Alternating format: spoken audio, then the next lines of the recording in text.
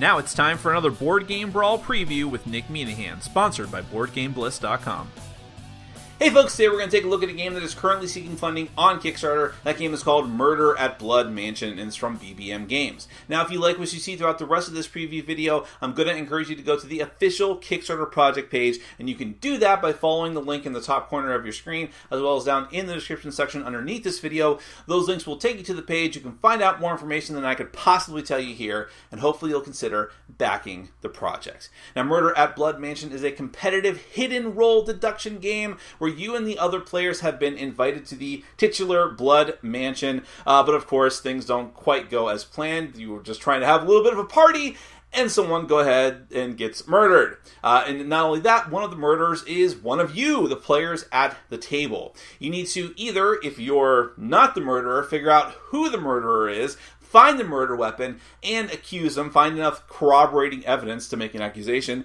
Or if you are the murderer, if you find that out during the course of the discussion, I guess you hit your head and forgot for a little bit, then you need to find the murder weapon and then find your escape route and get the hell out. You need to get the murder weapon so that no one can, I guess, get your fingerprints and find you later. Of course, that's a little bit easier said than done. There's some other wrinkles in the game. So let me go ahead and give you a brief look at how to play with a prototype version of the game. So do bear that in mind. What you see here in this prototype version may change in the final version, but then we're going to come back and we'll discuss it further.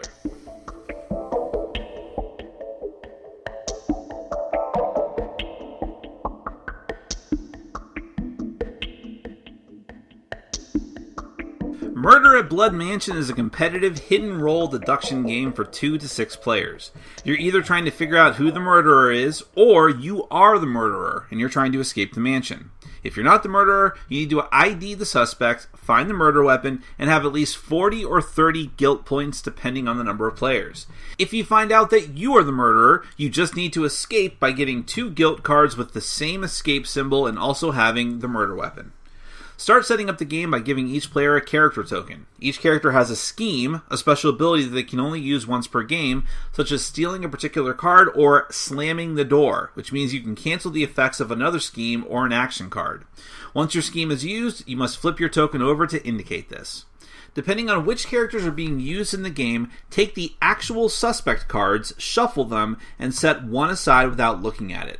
That card gets shuffled back into the play deck, which consists of suspect cards, weapon cards, action cards, and guilt cards.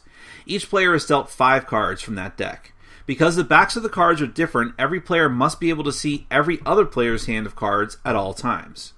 There is also a set of murder cards, each one depicting one of the potential murder weapons found in the play deck.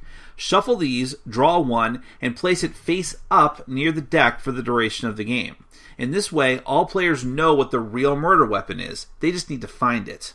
Choose a player to go first and begin. On your turn, you can draw 1 card from the deck or discard 1 card, or both.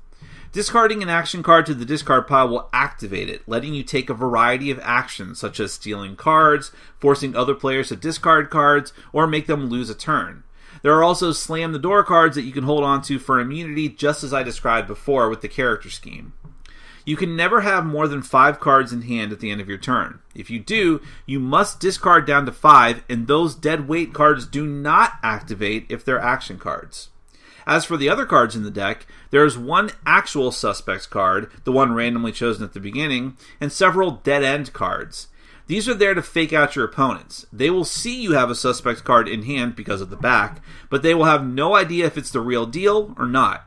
You do not need the suspect card in hand to make an accusation. If you draw or steal the card and see who it is, that's enough. But you may want to do everything you can to hold on to that card anyway so that other players don't get to see who the suspect is. There are 7 weapon cards in the deck, but only the one used in the murder matters. You can never discard the actual murder weapon card if you happen to have it in hand, though you may discard weapons that are not part of the murder. Remember, you need the weapon in hand regardless of how you intend to win the game. Lastly, there are guilt cards, which serve 2 purposes. Each one gives you a number of guilt points if you have it in hand, and remember that as an accuser, you will need 40 or 30 points depending on the number of players in order to make your accusation. For the suspect player, they also need to pay attention to escape icons on the card, and will need 2 matching icons together with the murder weapon to escape. Guilt points are irrelevant to the murderer, but you don't need to let the other players know that.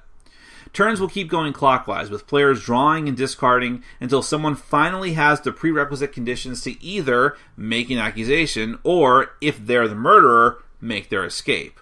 Whoever does one of these things is the winner of the game. That is Murder at Blood Mansion.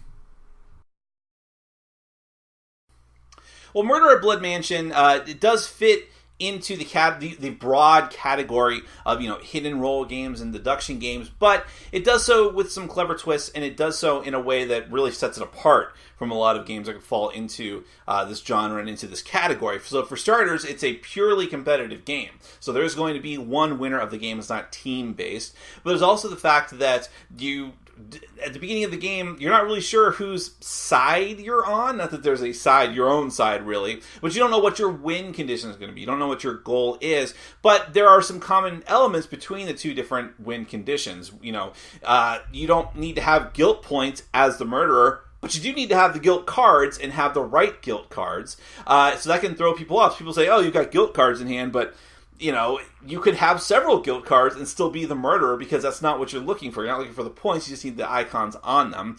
Both types of victory goals need the murder weapon, so you sort of can stay hidden as the murderer for the entirety of the game, up until that point where either you need to make your escape or the accuser makes their accusation. So really it's sort of a race. You need to be the first person to get to that point, to have all the information and the cards specifically that you need. You don't need the suspect card, you just need to see it.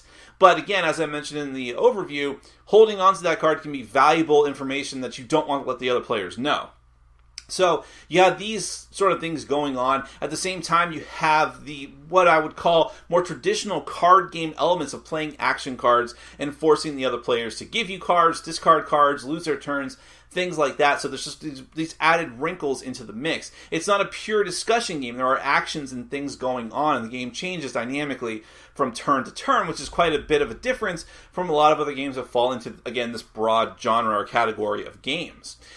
You have the special powers of the players, which adds another interesting step, because, again, it feels... it's different. It makes you feel different from the other players. So you may be using the same types of cards, but your special power and how strategically you choose to use it can make all of the difference. Or it might not. It really depends on how the game shakes out and how players choose to use their cards as well. Even though you're using the same cards, it's all in how you use them too.